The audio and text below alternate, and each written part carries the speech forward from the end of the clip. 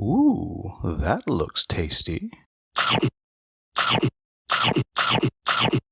Welcome, folks. Today, The Hungry Gamer is back with another episode of the Monthly Menu, and today we are talking about games played in June 2023.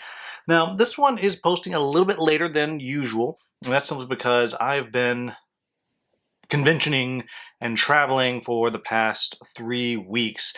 I had Origins, immediately followed by RageCon, which kind of wrapped up the month of June, and then that was immediately followed by some traveling in Chicago, visiting some family. So I'm just now getting back, just now getting to record this. So this one's actually going to release in the middle of the month, but it's probably good because I've had a lot of list type things releasing now anyway with all of the different conventions and stuff that I've been covering. Anyhow, getting right into it, last month's picks. And I'm going to warn you, see the earlier conversation about all that traveling, I did not do well. So we'll start out with the list. And yes, we did. We knocked one off the list. We played a game of Sagrada, and what had happened was I took my wife out for her birthday. We saw a movie, and we were just kind of walking around through the mall, and there was a game store in the mall, which I didn't even know there was a game store in this mall. But we wandered around through, and she goes, "Ooh, Sagrada!" And so bought a new Sagrada expansion, which worked out really well for me, because for the first time ever, I won with the expansion. So she may not like the expansion, because I finally won. I've literally never won this game, so it was very, very exciting for me. But we did get one of them off the list, and that was it. Next, I'm going to list all of these out.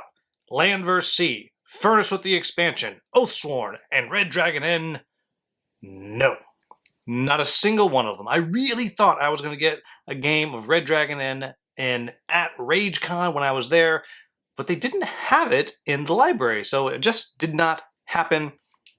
Thought we were going to do it possibly at Origins. It just never came around to it. Never had all the guys from the Level Up team there. So just didn't happen. So that was a total bummer. So moving into the top 5 most played games of the month. And this is an interesting one because some of these I actually did not play that many times. And in fact, for number 5, the one I picked because I also talked about it a lot to a lot of people. And so I gave it the edge over the other 9 games that actually came in tied with this. So number 5 is Gnome Hollow. And I can't show you anything about it because I actually don't have a prototype and I don't even really have a lot of pictures of it. So you're seeing nothing. This is, as I described in my Origins video, the only game that matters right now. It's really, really hot. Publishers are really high on it, and I'm kind of waiting to find out who it is that's actually going to be publishing this game. It's a very light tile placement kind of game, but when you up the level of difficulty, what you can do, you kind of flip over the player board, and then you have these patterns you have to make as you're making these little rock gardens that grow mushrooms for gnomes. Very cute, very light, very simple game, which I've enjoyed playing it, and hopefully I'll get a chance to play it again sometime down the road. So that's number 5, Gnome Hollow. Number 4 is one that I haven't quite released a video for yet, but it is coming soon. That is Scram. This is from Bezier Games. This is a very light, quick, simple card shedding game where you're trying to have the lowest score possible and you're drawing cards, maybe playing their powers, or drawing a card and replacing cards you have in your hand. But kind of the shtick of it is, if I'm getting rid of some of my 10s out of my hand that I have, my teammate can also get rid of their 10s and things like that. So really just is a very clever game. Really do enjoy it. And that's Scram. Number 3. Now we're getting to the 3 of them that, again, were all very closely tied together in a number of plays. And so this actually came down to time I spent playing it. And yeah, well, that's it, because I literally had to come down to it. So at number 3, we have Rahua. Don't know how to say it, from Hachette Games. This was my top game of Origins, and I played it 3 different times while I was there. And so you hear me say 3 times was my number 3 most played game of the month. So I had a very wide spread of different games played, but 3 different times I played it, I learned it. The next day I went and I bought this game, then I taught, I think it was Bernie we played the game, and then I taught, oh, you know what? I even taught somebody else too. I taught somebody else, so it's actually probably should be higher, but too late, I'm already recording. So I actually didn't record one of my plays. Anyhow, this is a follow-up from the same studio that did the Davalier. Very light game, very, very clever. I like it a lot. And tableau building, firing off abilities, changing abilities, very clever, light, quick, simple, really enjoy it. Number 2 is one that is currently on GameFound. That is Coloma, New Prospects. Played this game a lot. Taught it several times at Origins. Only got to play it once there, but played a whole bunch of solo games back here at home as I was kind of testing some of the rules, because I am blessed to be able to be the person who designed the solo mode for New Prospects, and really, I think it works great. Thankfully, the reviews for both Johnny's brilliant game have been almost as good as they should be. Really, I think the review for that should be this game is amazing. But all the reviews are really good on that. Everyone likes the game. The feedback on the solo mode has been good as well. So really happy about that. And I really love Coloma. This all started for me because I liked Coloma enough and I wanted to be able to play it by myself. So here we are, Coloma number 2. Check that out on GameFound if you haven't.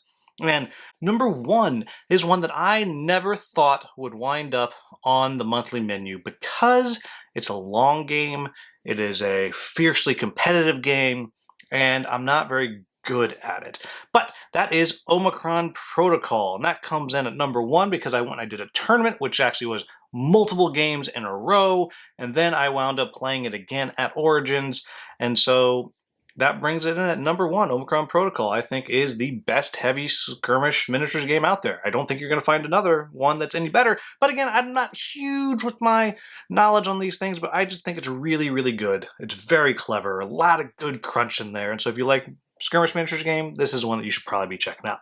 So moving into my picks for this month. And I'm going to start out with Red Dragon Inn, because I still really want to play it. And I'm going to leave it open. If I wind up playing Tales from the Red Dragon Inn, I'm going to count it because I did just get that in and I love that game. But Red Dragon Inn, in theory, the actual card game, obviously we have the list.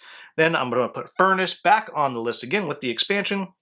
But I'm not going to keep my picks exactly the same as last time because that's boring. So I'm going to replace Land vs. Sea with Fox and the Forest Duet. And that was a game that when my wife and I were traveling in Chicago, we went into a game store. I was recommended to go to Dice Dojo, so I checked it out. And she saw a game that she really thought looked cute. She wanted to try it, so we got Fox and the Forest Duet.